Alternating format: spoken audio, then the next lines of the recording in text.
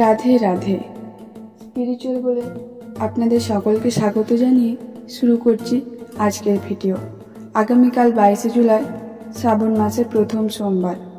শ্রাবণ মাস মানেই শিব ভক্তদের কাছে উৎসবের দিন। শ্রাবণ মাসের প্রত্যেক সোমবার দেবাদিদেবের মাথায় দুধ গঙ্গা জল ঢেলে অভিষেক করান ভক্তরা। কিন্তু এই দিনগুলিতে মহাদেবকে কি কি ফুল অর্পণ করবেন এবং আর কোন জিনিস অর্পণ করবেন সেগুলি চলুন জেনে নিন। বিশিষ্ট পুরোহিত এবং সনাতন ব্রাহ্মণ ট্রাস্টের সদস্য দামোদর চক্রবর্তী বলেছেন, শ্রাবণ মাসে অবশ্যই শিবলিঙ্গে বেলপাতা অর্পণ করতে হয়। তবে বেলপাতা 11 অথবা 21টি অর্পণ করবেন। চেষ্টা করবেন বেলপাতা সোমবার না তুলে আগের দিন তুলে রাখতে। দেবাদিদেবের অন্য আরেকটি প্রিয় ফুল হল ধূত্র। ধূত্র ফুল অর্পণ করলে মহাদেব প্রসন্ন হন, ভক্তদের মনোবাঞ্ছা পূর্ণ করেন। ধূত্র ফুল শিবলিঙ্গে দেওয়ার পাশাপাশি ধূত্র ফল অর্পণ করতে পারেন, কিন্তু অবশ্যই সেগুলি আগে গঙ্গা জলে ধুয়ে নেবেন।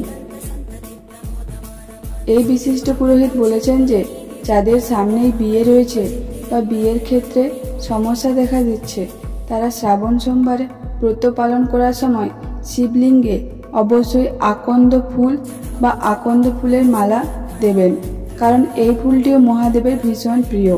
মহাদেবের কৃপায় বিবাহ বাধা কেটে যাবে, দাম্পত্য জীবন সুখের হবে। এরপর বলেছেন, শ্রাবণ মাসের সোমবার ব্রত পালন করার সময় শিবকে গঙ্গা জলে অভিষেক করুন।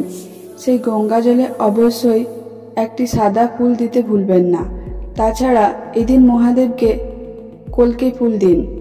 এই নিয়ম মানলে মহাদেব বিভিন্ন বিপদ থেকে আপনাকে রক্ষা করবেন। কিন্তু মহাদেবের পুজোয় একটি ভুল করা থেকে বিরত থাকুন, এই বিষয়ে সাবধান করেছেন দামোদর চক্রবর্তী।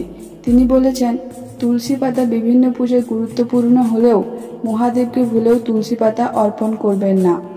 এই ভুলটি করলে মহাদেব ভীষণ রুষ্ট হবেন, তাই কোনোভাবেই দেবাদিদেবের পুজোর সময় তাকে তুলসী দেবেন না। এই ফুলগুলি ছাড়াও ভগবানকে আরও কয়েকটি জিনিস নিবেদন করতে পারেন। সেগুলি হলো, শিবলিঙ্গে দুধ অর্পণ করা শুভ বলে মনে করা হয়। কেউ যদি শারীরিক এবং মানসিক সমস্যার মধ্যে থাকে, তাহলে শিবলিঙ্গে দুধ অর্পণ করলে স্বস্তি মিলতে পারে। গ্রহের বাধা নাশ করতে সরিষার তেল দিয়ে শিবলিঙ্গে অভিষেক করা শুভ। সরিষার তেল নিবেদনের সময় ওম নমঃ শিবায় জপ করতে হবে। সরিষার তেল নিবেদন করলে মানুষ সর্বক্ষেত্রে সাফল্য লাভ করবে। কালো তিল দিয়ে ভগবান শিবকে অভিষেক করাও শুভ বলে মনে করা হয়। এটা বিশ্বাস করা হয় যে ভগবান শিবকে এক মুঠো তিল নিবেদন করলে সমস্ত ইচ্ছা পূরণ হয় এবং অশান্তি দূর হয়। গঙ্গা জলে সামান্য মধু মিশিয়ে ভগবান শিবকে অভিষেক করলে তার জীবনে পজিটিভ এনার্জি আসে, সন্তান সুখ পাওয়া যেতে পারে, পারিবারিক সুখ শান্তি বজায় থাকে। ভগবান শিবের পুজোয় ছোলার ডাল অর্পণ করতে পারেন। এক্ষেত্রে এইভাবে অভিষেক করলে সকল প্রকার ঋণ থেকে মুক্তি পাওয়া যায় বলে বিশ্বাস করা হয়। নমস্কার। ভিডিওটি কেমন লাগলো অবশ্যই কমেন্ট করুন। ভালো লাগলে চ্যানেলটি সাবস্ক্রাইব করুন। রাধে রাধে।